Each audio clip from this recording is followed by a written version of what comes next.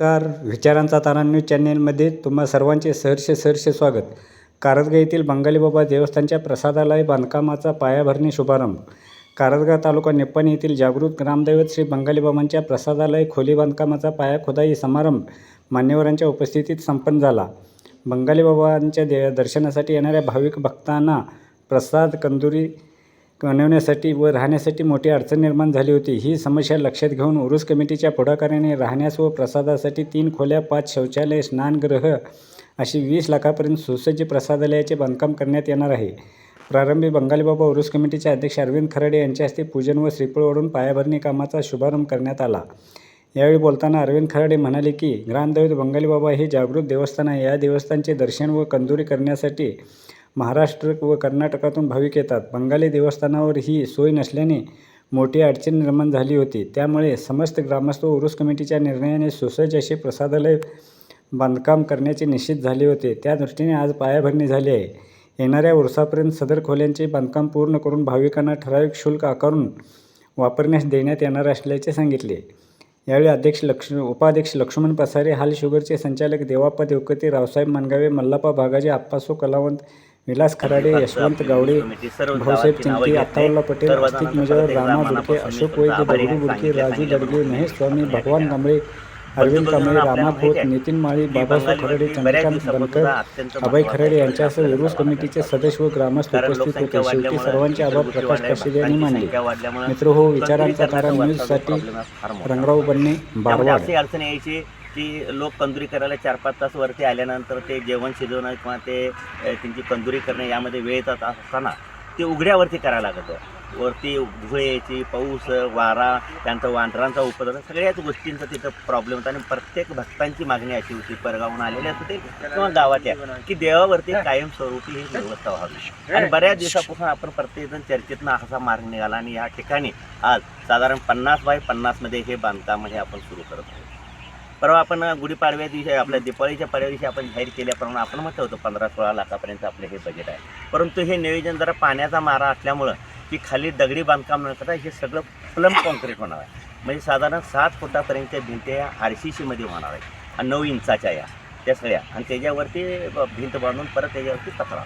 त्या खोल्या बांधण्यासाठी या ठिकाणी 3 खोल्या बांधलेल्या आहेत. त्या 3 खोल्या जेवण केलेले ते भक्तांना निवांत जेवण्यासाठी, प्रसाद घेण्यासाठी.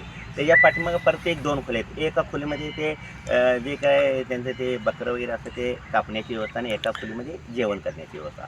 हे नव्हते, त्या ठिकाणी 5 पुरुषांसाठी संडास, 5 महिलांसाठी संडास. ते 5-5 काय केलं तर उरसामध्ये येणारे जे भक्तजण किंवा यात्रेकरू जे येतात त्यांना राहण्याचे म्हणजे संडासची आणि बाथरूमची फार अडचण होती. म्हणून ते स्पेशली ते बांधकाम आपण केलं. भविष्यामध्ये जे आपल्याला म्हणजे कर्नाटक शासनाकडून वहिन्यांच्या माध्यमातून जे बांधकाम चालू होतं 1,15 लाखाचं, साधारण 50 लाखाचा तो निधी आलेला आहे. परंतु सरकारकडे थोडा निधीचा अभाव असल्यामुळे पण ते काम 100% पूर्ण होणार मागं पुढं. म्हणून त्या बांधकाम झाल्यानंतर त्या ठिकाणी तिथे संडास बाथरूम जे बांधायचं होतं ते आपण बांधायचं होतं तेही संघ यामध्ये आम्ही आता कायमस्वरूपी म्हणजे मल्टीपर्पजसाठी करत आहोत. भविष्यामध्ये आपल्याला माहिती आहे की यात्री निवास असले तर आपल्याला उरूस हा 5 दिवस असतो. पण 5 दिवसानंतर एवढ्या मोठ्या हॉलचं करायचं काय, की कुलूप घालून ठेवणं हा काय त्याच्यामध्ये उद्देश नाही. तर साधारण 2000 लोक वर कार्यक्रमाला बसण्यासाठी आणि साधारण खाली 800 ते 900 लोक जेवणाची होता. अशा पद्धतीचे हे यात्री निवास इतर वेळी उरूस झाल्यानंतर हे सर्वांसाठी खुलं.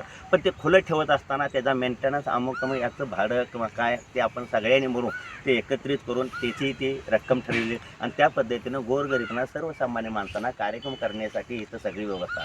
या ठिकाणी पार्किंगची व्यवस्था असेल, बंगालीवरची जी आपण खेळणी काढली ती खेळणी लावण्याची व्यवस्था असेल, तसा गुरुवारची जे तिकडे जे गाडे वगैरे लागतात भेलचे अमुक ती लावण्याची व्यवस्था, आपल्या गावातील ज्येष्ठ माणसांना फिरत येऊन या ठिकाणी बसण्याची व्यवस्था. अशा पद्धतीनं बंगालीवरती फक्त दर्शन घ्यायचं, तिथं शांतता राखायची, बाकीचे जे विषय आहेत तो ह्या ठिकाणी करण्याचा मनोदय आहे. तुम्हाला माहिती आहे, आपल्याला सांगितल्याप्रमाणे की गेल्या वर्षी आपण म्हटलं होतो कुस्ती मैदानचा आपल्या त्रास, पण आम्ही लगेच उरूस झाल्यानंतर 1 महिन्यामध्ये कुस्ती मैदान तयार केलं आहे. त्यामुळे खेळणी बसण्याचे, दुकाने बसण्याचे लगेच इथं हॉल असणार आहे. उरसामध्ये हॉल हा पूर्ण झाल्यानंतर हा फी जेवढे यात्रेकरू येतात त्यांच्यासाठी यात्री निवास 5 दिवसासाठी फ्री आहे. पण इतर वेळी कार्यक्रमासाठी त्याला नाममात्र असू दे, ते काय भाडा पण ते सर्वांचं आहे. तसं खोल्यांची बी तशीच पद्धत आहे. कारण ह्या खोल्या ज्यावेळी आपण मेंटेनन्स करत असतो, कारण हा खर्च साधारण आमच्या दृष्टीनं आता जाईल 16 ते 20 लाखापर्यंत आहे.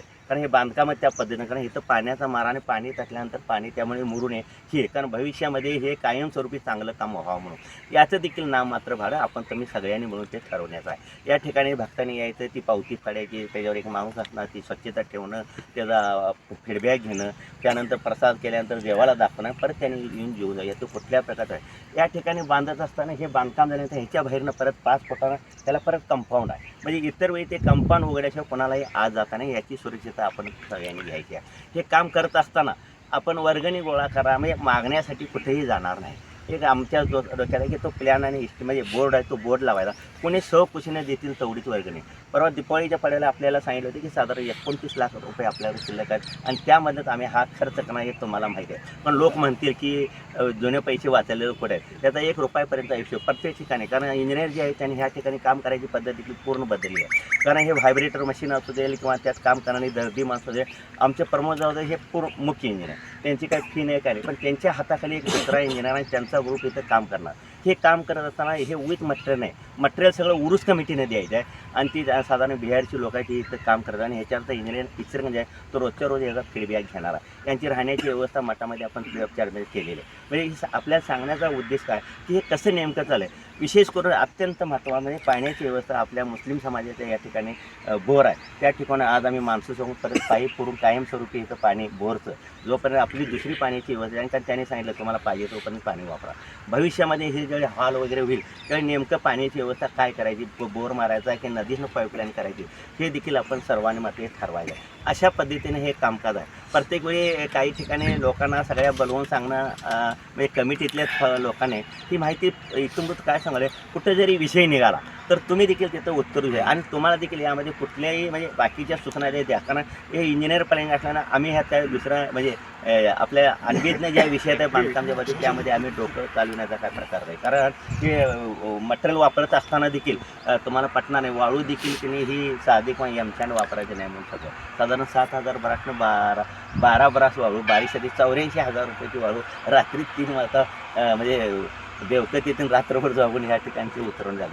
सांगण्याचा उद्देश काय, इथलं काम करत असताना आपल्या घरच्या कामापेक्षा देखील हे गावचं काम असताना यामध्ये सळी वापरणं असू दे, सिमेंट वापरणं असू दे, कुठलंही कामकाज करताना यामध्ये कुठलीही कमतरता नाही याची दक्षता आम्ही घेतो. तुम्हाला कोणाला वेळ मिळाला तर फेरी मारत जावा, या ठिकाणी काय काम कसं चाललं आहे काय चाललं हे बघितलं असा की थोडंसं सगळ्यांना आधार वाटतो आणि या ठिकाणी आपण सर्व समाजातील लोक या ठिकाणी आपण काम करतो. परत एक